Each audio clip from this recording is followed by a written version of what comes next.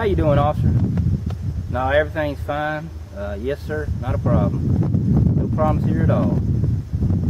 I don't know why my wife called. You know, she's crazy. Who knows? She's mad because I spent some money. But no, she's fine. I'm fine. Everybody's fine, sir. Yes, sir. Everything's good. Everything is just fine. What's that? You want to see my ID?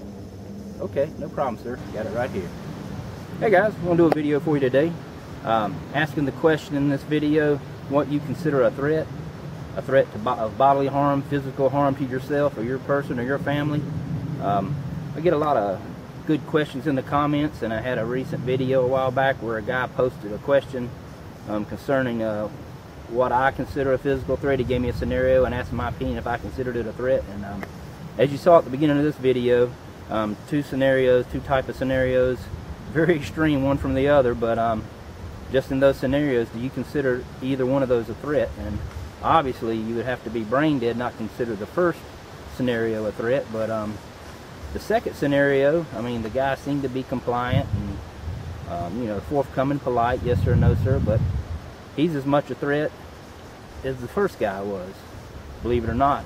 And like I say, the question was posed to me. I think the question actually was, and as you can see, I'm open carrying my Glock 23 today, as a lot of you guys do, a lot of people do, and he basically just asked me if he was to get into some type of verbal altercation with someone who was open carrying, you know, and there's a lot of variables depending on who's the aggressor. Is the guy with the gun the aggressor? Is he the aggressor and the guy with the gun is feeling, you know, being defensive? But the scenario pretty much was if he got into some type of altercation, verbal, with someone who was open carrying with a gun, and that subject was patting his gun, you know, holding it like this while, you know, yeah, they're going at it, arguing. The guy's is holding his gun like this, like he's ready to draw, or holding it, touching it, tapping it, just referring to it, you know, showing like, look, I got this, you better cool it, that kind of mess. Would I consider that a threat? And you know, I thought about it and I answered, yeah, I would personally. I know a lot of you guys probably would, but there's probably some of you out there that would not consider it, maybe wouldn't consider it a threat. I mean, I have to stop sometimes and think. I'm looking at through a law enforcement perspective. 18 years of law enforcement, I have a way, I perceive things differently maybe than you do. What I perceive as a threat, you may not perceive as a threat, and what you guys think is a threat, I may not think it's a threat at all.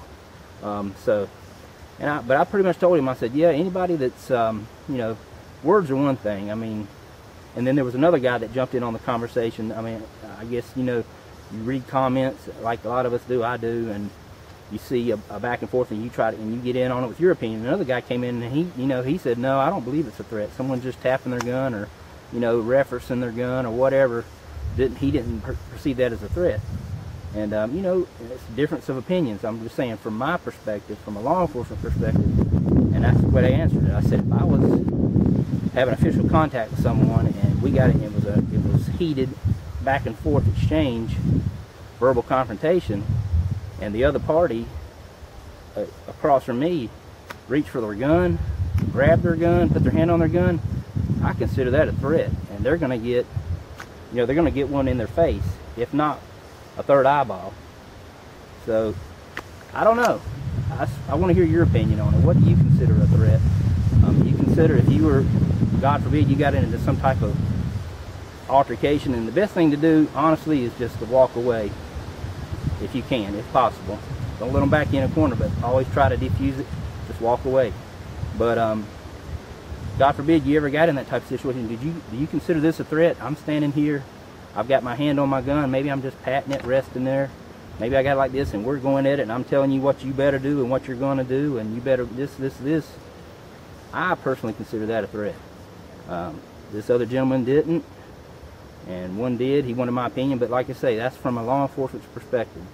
If I'm dealing with somebody and they reach for a gun, they're either insane or suicidal. I mean, there's just some things you do when you come into contact with police on an official manner. God forbid, don't reach for your gun.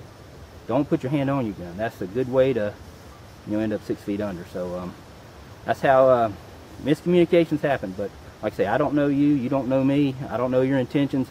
Your voice, like I said, you know, you could yell, jaw jack all you want. Those, like the old saying, sticks and stones may break my bones, names aren't going to hurt me. That's correct. You can yell and scream and cuss all you want. This is what you better look out for. This mouth is not going to hurt you. It's not going to kill you. This is what kills you. They may be polite and cooperative, just like the guy in the second scenario I showed you, but his body language, that's where the body, watch them hands, watch his body language. His mouth will tell you one thing, but his body's telling you something else. He's about to attack. And I can't tell you how many tragic videos I've watched in training of officers who were killed in the line of duty dealing with cooperative, polite, compliant suspects who just turned on a dime. I mean, they were being cooperative, polite the entire conversation, but their body language was saying something totally different, very menacing. So, something to think about. I'd love to see your comments, and I'm going to roll that second scenario again. Like I say, some of y'all might definitely consider that first scenario a threat. Maybe you don't consider the second scenario a threat. I mean, the first scenario, you know, those are few and far between. We don't get a lot of that, thank God. But the second scenario, that's something I deal with every day. Domestic disputes between family members, landlord, tenant disputes, neighbor disputes, fighting. You wouldn't believe.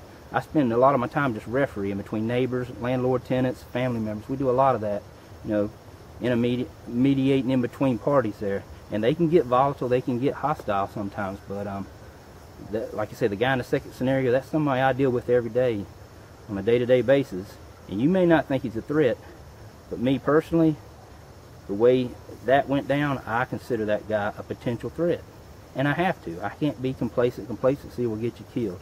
But I'm going to roll that again, and we'll see how it ended. And anyways, guys, I appreciate your comments. Leave me a comment. Let me know if you think what you consider a threat. I'd love to hear your perspective. Like I say, I'm jaded coming from a law enforcement side of it. But anyways, guys, I appreciate you watching. Y'all have a good one. How you doing, officer? No, everything's fine. Yes, sir. Not a problem. No problems here at all. I don't know why my wife called. You know, she's crazy. I mean, who knows? She's mad because I spent some money. But no, she's fine. I'm fine. Everybody's fine, sir. Yes, sir. Everything's good. Everything is just fine. What's that? You want to see my ID? Okay, no problem, sir. Got it right here.